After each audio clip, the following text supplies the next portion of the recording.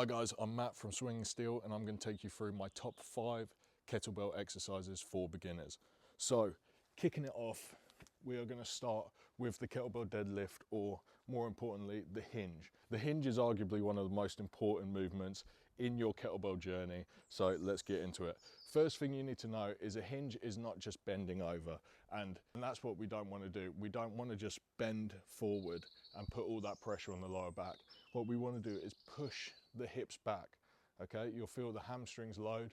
We're working that posterior chain, so your hamstrings, your glutes, your lower back. You're pushing your hips back, bending at that crease. If you imagine that you're trying to close a car door with your bum, you got your hands full of shopping and you're pushing your bum back to hit that. Secondly, we want to make sure that our spine remains nice and long and straight, okay? So that's keeping a proud chest. Now, when I say keep a proud chest, what I'm saying is stick your chest out and we're going to push our shoulder blades into our back pockets. So pushing those shoulder blades back and down and locking that in, and that's our nice proud chest position. So without the weight first, we've got that nice proud chest, we've got that long neutral spine, and we are pushing the hips back, okay? Now our hamstrings have loaded. What we're gonna do, move that kettlebell to just in between your feet, and we are hinging back. You can't reach it, that is absolutely fine. You're only going to your range of motion, all right? You're not pushing past that point, because that's when we start to roll over and fail in those positions we've just built. So push the hips back, hamstrings are loaded. Just bend your legs to get to that position, grab the bell by the horns and come up to standing. And then we are gonna push those hips back, just go to your range of motion and back up, okay?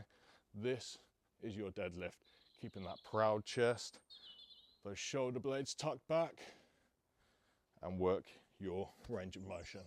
Next, we've got the goblet squat.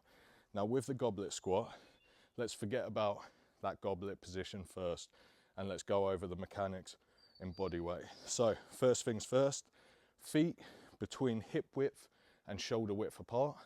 And I'm not worried where your toes are pointing. All I'm worried about is that your knees are tracing over your toes, okay? So regardless, if you naturally have a little more of an outward toe position, just making sure that the knees are always covering that path over your toes. So get into your comfortable position. Next, opposite of what we did with the hinge we push the bum back. This time we're going down.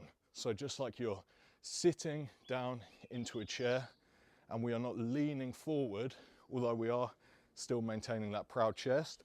This time I want to show my logo on my shirt to whoever's in front of me.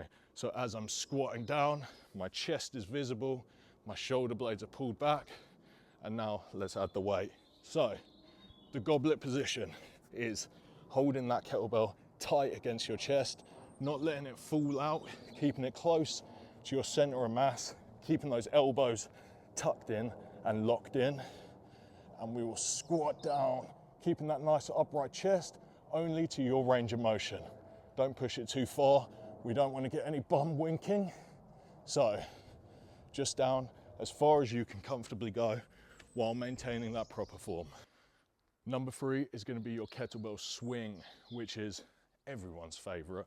Let's be honest, it is a ballistic swing. We are generating power from the ground.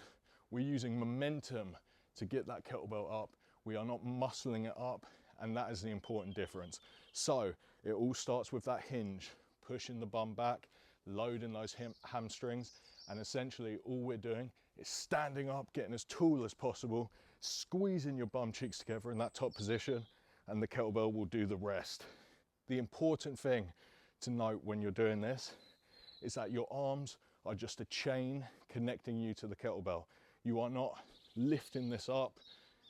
Your arms are simply there to guide the kettlebell in its natural motion. Okay, so starting off, or between hip width and shoulder width, and we want the kettlebell to start in front of us. So we're hinging down, grabbing the kettlebell, and then we lean it towards us. The first part of your swing is going to be the hike.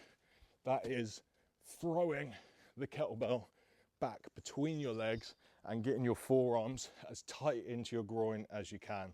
When we do this, we want enough momentum, almost have the kettlebell come back and swing up to hit us in the bum, okay? So once you do that and your forearms are tight into that groin, then we stand up as tall as we can and the kettlebell will float in this top position. Now, we are standing up tall as you can. My arms are not influencing how high the kettlebell goes. My arms are simply just a chain. So we want to try and get it to float up at about eye level. But if you are feeling this in your shoulders, then you're doing something wrong. You are influencing it with your arms. The next thing is letting that kettlebell dictate the momentum. So once it's in that top position, you don't try and preempt it coming back down. You feel it come down, and as it does, that's when you go back into that hinge, tight up into the groin, and then back up standing. The kettlebell knows what to do. You're following its lead. So let's put it all together. That hinge forward, hike the kettlebell back, get tall, and catch that bell back using momentum. Number 4 is going to be the clean. Now, we're going to do a single side or a unilateral clean, so just using one arm. But if this is too complex for you at the beginning, by all means, practice two-handed cleans. I'll show you quickly the difference. So, all this is building momentum from the ground to make that bell weightless and hoist it up, okay? So, we're kind of squatting down to take control of the bell, and we're powering through the legs and catching that kettlebell in this goblet position. That is your two-handed clean. Now, one-handed clean. Common mistakes is obviously bashing the wrist. How do we combat that? Well, one, with good form, but also hand position within that window of the bell is massively important. So what we want is not grabbing in the middle, but we have that angle so that the handle of the kettlebell is running from in between my thumb and index finger down to the bottom corner of my palm. That is first. Now, having it between your legs, my thumb is going to be pointing back to my opposite heel, okay? So I'm doing this on my right side first. So my thumb is pointing to my back left heel. All this is going to do, as we come up to that clean position, we are rotating the hand so that that thumb goes from my back heel to my shoulder, okay? You're just turning the hand over, letting those knuckles go from this side to that side. It's as simple as that. So, powering through the legs, turning that hand over and catching it in this rack position. Again, keeping that kettlebell as close to the center of mass as possible and keeping that elbow down nice and tight. As we're doing this, we're not swinging the kettlebell away to build that momentum. We're pulling it straight up, like you're zipping up your jacket. And what I want you to focus on with my elbow is that as I pull, my elbow's coming back and then it's pushing forward. So I'm catching the bell and hitting that uppercut to catch it in that position. My forearm should go from horizontal to then vertical. So try and watch. Pull it back, we're pulling it back and then scooping under into that rack position. Another common mistake is over gripping the kettlebell, and that's when you get that delayed bang on your wrist like that. What we want to do is keep a nice soft grip on it so it can move freely around your arm. Again, there are so many variations of all of these movements. These are just mine, so don't worry. And finally, number 5 is going to be our overhead press, our strict press. Okay, so we've just learned how to get that kettlebell into that rack position, and from here we are going to strict press, so not using any help from the legs, press the weight overhead.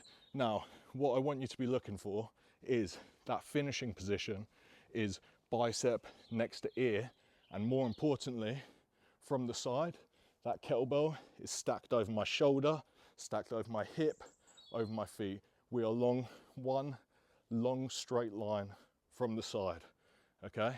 So I'm not too worried about what direction your elbow wants to take, whether it's more of a round arcing motion or a straight press up.